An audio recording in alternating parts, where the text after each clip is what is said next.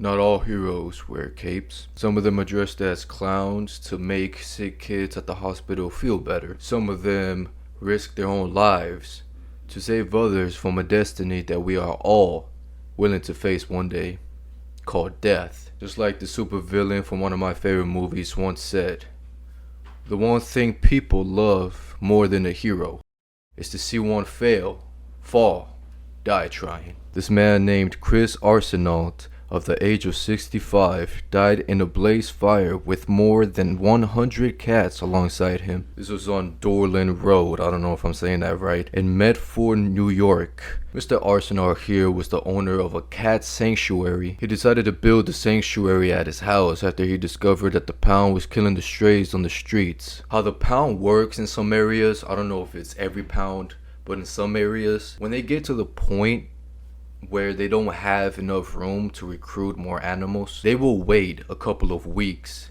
and hope that people will come in and adopt these beautiful creatures of the streets. But if nobody comes to adopt them, they will have no choice but to sacrifice the animals in order for them to make more room and to bring more animals in. So after Chris Arsenault was aware of this, he decided to quit his job and make the shelter of his own just to bring in strays and unwanted cats from the streets. This man brought in more than 300 strays.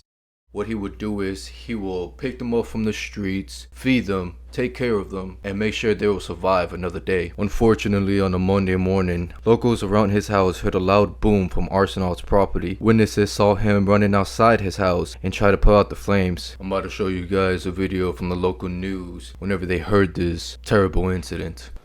Streamed live to the horror of animal lovers. The home at 12 Dorland Road in Medford was in flames at 7:15 a.m. A residential home which owner Chris Arsenault called his Happy Cat Sanctuary, a sprawling playground for 300 cats with multiple sheds on the property. He was trying to put the fire out and he kept going back in and out of the house to get cats out, and then he went in and he didn't come out. They believed he went back inside the house to save more strays because when the firefighters and the police arrived, they confirmed that a 65 owner of the sanctuary was found dead, burned from the blaze. 100 out of the 300 strays that he sheltered have unfortunately perished alongside him. Animal rescuers descended onto the block, remembering Arsenault, who started the sanctuary 2 decades ago after his son died. He always did right by them.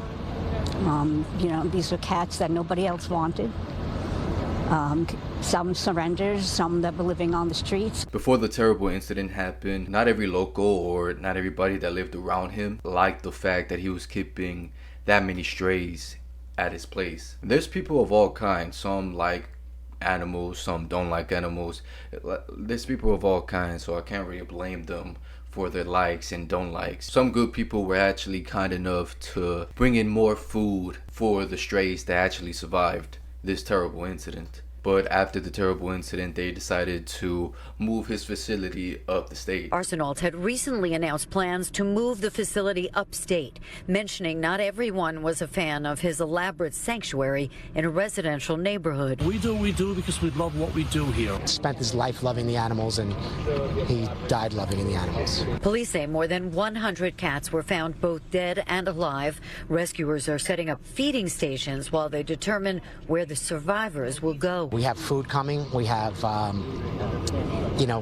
vets on call. Nobody knows exactly how the explosion was caused, but some people theorized that it was from a propane tank. You know, the tanks that has the title of American gas on it. Propane tanks are mostly caused by gas leaks or due to pressure exceeding of the tank's capacity. Neighbors say they heard what sounded like a propane tank explosion.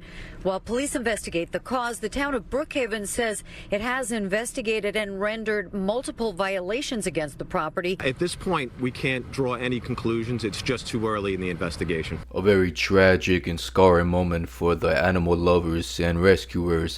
Most of them are focused on raising money to relocate the area for keeping the strays. I really like the fact that a lot of people are taking an interest on this, because I'm an animal lover myself. Shoot, I love dogs, cats, shoot, even birds, even guinea pigs. They were healthy, they were well fed, well taken care of, and a very kind heart. And this is really tragic for him and then all the cats that were relying on him. Somebody's got to carry on his dream. Animal rescuers here say there is no longer a need for anyone to come to the site. Instead, they're working on raising money to relocate as many as 200 cats they believe may still be alive here. In Medford, Long Island, Carolyn Gossoff, CBS News, New York. It's going to be the end of the local news video. I really wish there were more people like our boy Chris Arsenault. With more heroes like Chris Arsenault, this world will be a little bit better for how cruel it is. So it's about the little things that heroes do that makes it so memorable, inspirational for all. I know I'm gonna use this tragic event for my workout routines. I will just think to myself, I must get stronger every day to help those in needs, small animals up to 9/11 events. But yeah, that's pretty much all for today, you guys. And I'll see you guys whenever I see you. Peace out.